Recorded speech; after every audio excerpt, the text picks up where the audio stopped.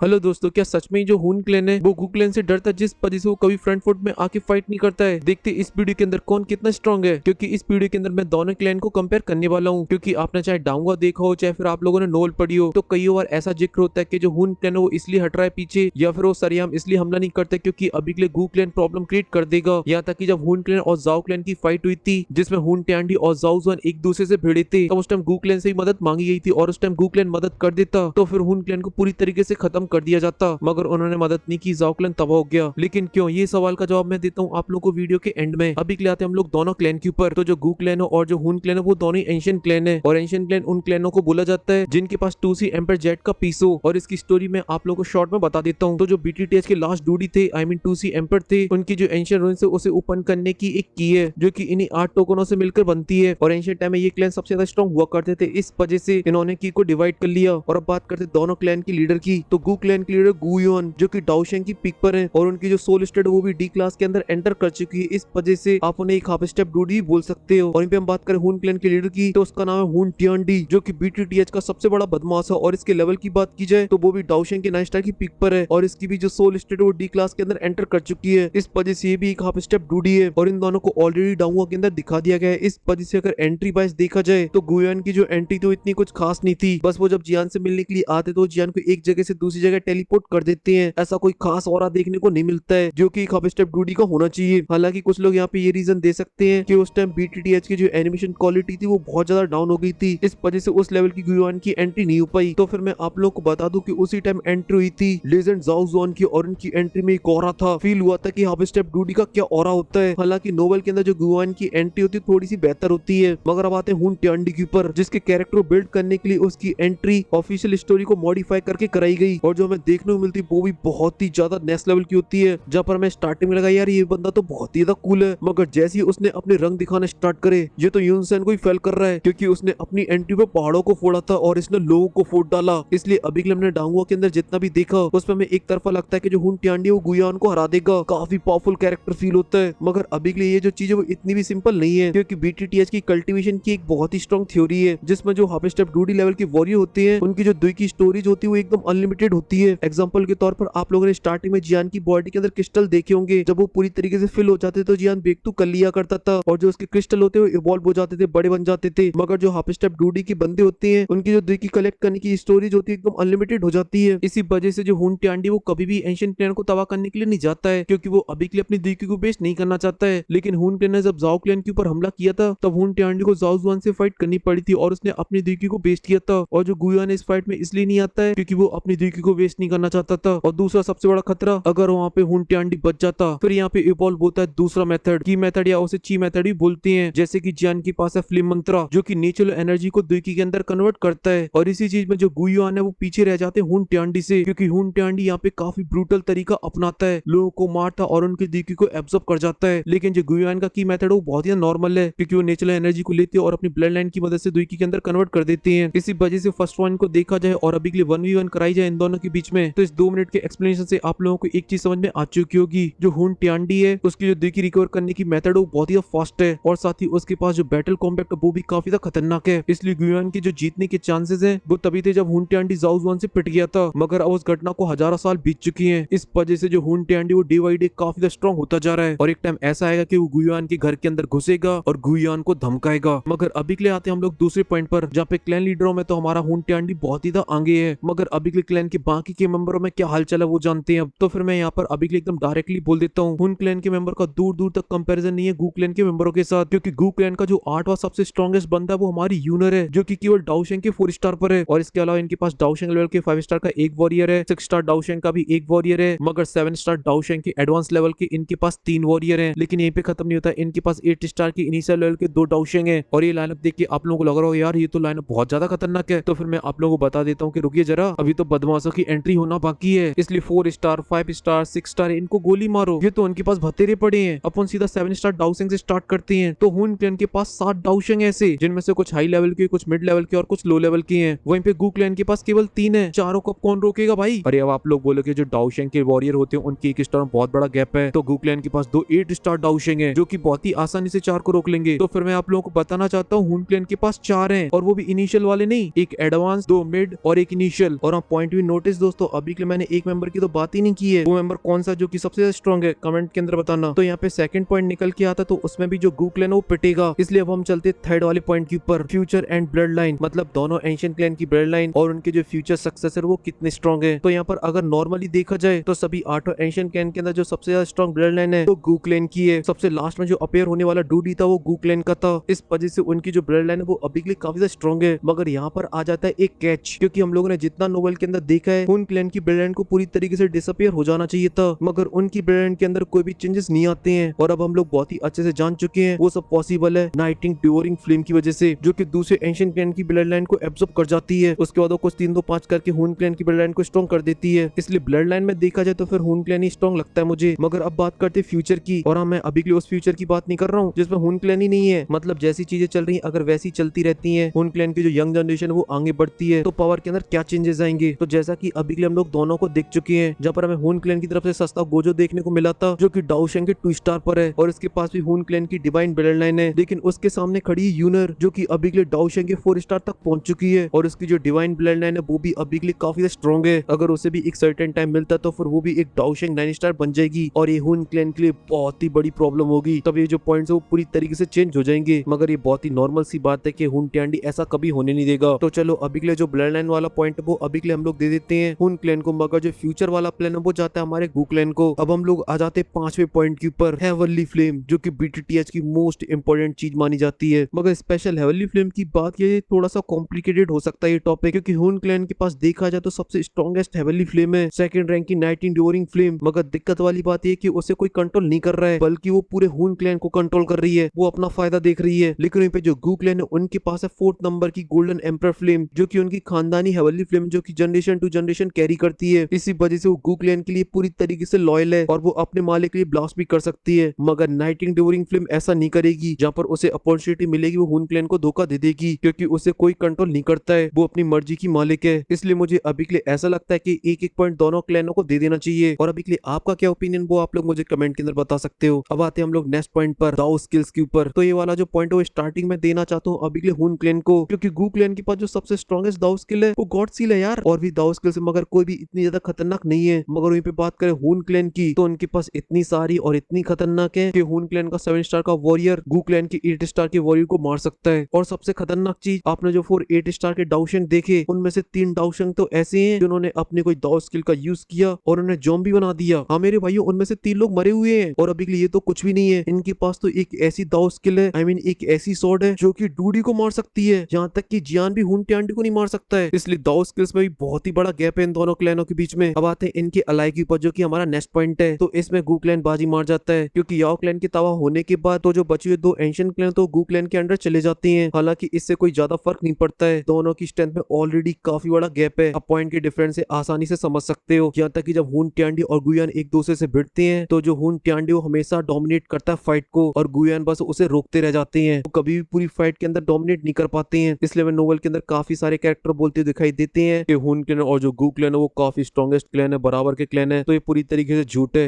हून क्लैन बहुत ज्यादा पावरफुल है, बस वो अभी के लिए एक एक करके एंशिएंट क्लैन को टपका रहा है, क्योंकि ये कहीं एकजुट ना हो जाए। और दूसरा हून ट्यांडी अभी के लिए अपने आप को रिकवर कर रहा है, आई मीन अपनी दुईकी को। और जब वो मारने आएगा तो बहुत बुरी तरीके से मारेगा। एक टाइम पर तो 1 वर्सेस ऑल करेगा वो, क्योंकि अभी के लिए उसके जो बाल है वो काले हैं। एक बार सफेद तो होने दो, जहाँ पर पूरी तरफ एक कॉन्टिनेंट होगा और एक तरफ अकेला हून ट्यांडी। फिलहाल के लिए इस वीडियो में सिर्फ इतनी। अगर आपको वीडियो पसंद है तो प्लीज कमेंट के अंदर बताना, और अगर ऐसी वीडियो और चाहते हो तो वो भी आप लोग मुझे कमेंट के अंदर बताना। फिलहाल के लिए वीडियो को लाइक कर दीजिए, और साथ ही मेरा नए डाउनलोड को जाकर सपोर्ट करिए। व्यूज बहुत कम आ रहे हैं यार।